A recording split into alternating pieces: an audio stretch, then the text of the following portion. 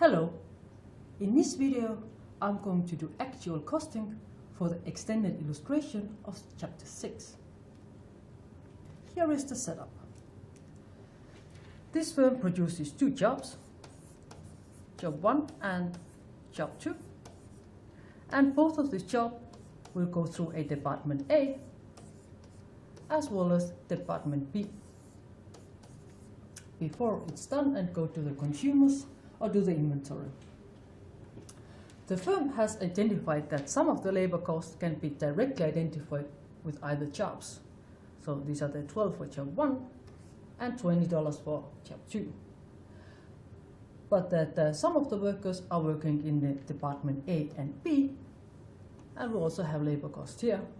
And some of the workers are probably in administration, so we also have labor costs in the period.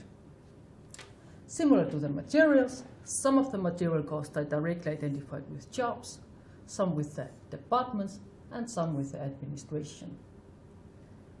In addition, the production departments A and B have additional costs like energy, depreciation of machines and tools, and so forth.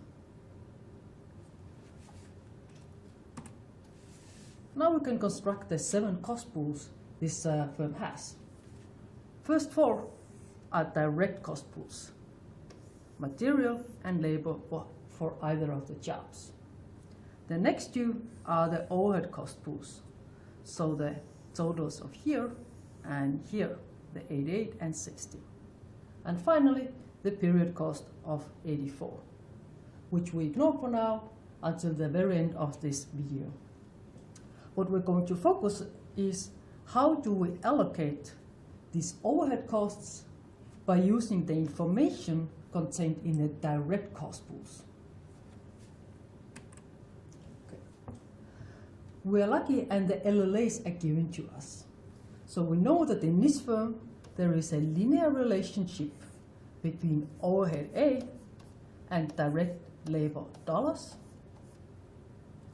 And we have the intercept A and the slope B. And that is also an assumed linear relationship between overhead in the second department, but now with the direct material dollars. Again, the relationship in itself is similar. A, B, and the slope B. Okay. So, in order to do actual costing, we also need to know some actual realizations of expenses, which are given in here, and let's see what we need in order to allocate in A and in B. So, of course, we need to know what do we want to allocate. So the total actual realized expenses that relate to the department A, called overhead A.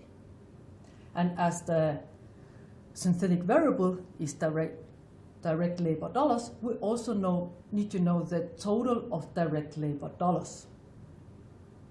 For the department B, again, we need to know the total expenses associated with the department. And as the synthetic variable is direct material dollars, we also need to know the total of direct material dollars. And we're going to use these 2 pieces of information for either of the departments to calculate an allocation rate, which is simply the total of the expenses divided with the total of the synthetic variable. Now we have the allocation rates for A and B, and how we're going to use it to allocate the cost from overheads to the products is relatively simple. For job A, we're going to take how much of the direct labor dollars were used for this specific job, and we multiply it with the allocation rate we just calculated. And in order to know how much of the expenses from department B we're going to associate with job 1, we're going to use how much of the direct material dollars this specific job has used and multiply with the allocation rate for the department.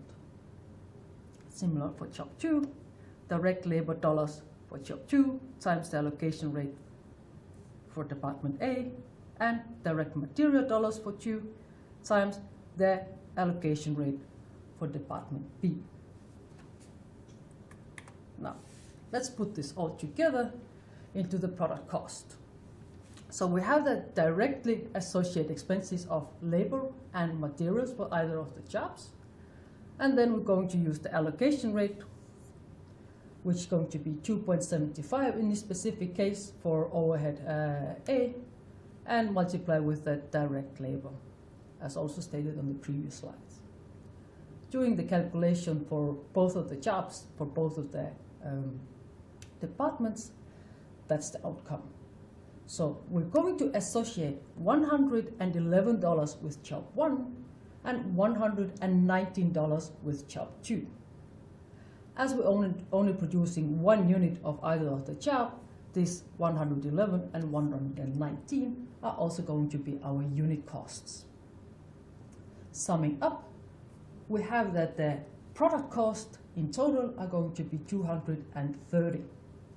If we now add the period cost of 84, we're going to end up with 314, which is exactly the total expenses during this period. What characterizes the actual costing is that we have to end up with the total expenses during the period. And the only places where we can allocate the cost is either the period or to the products.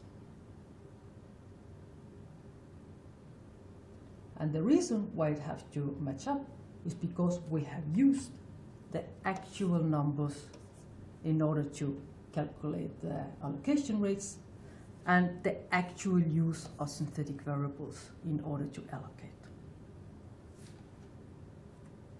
Bye now.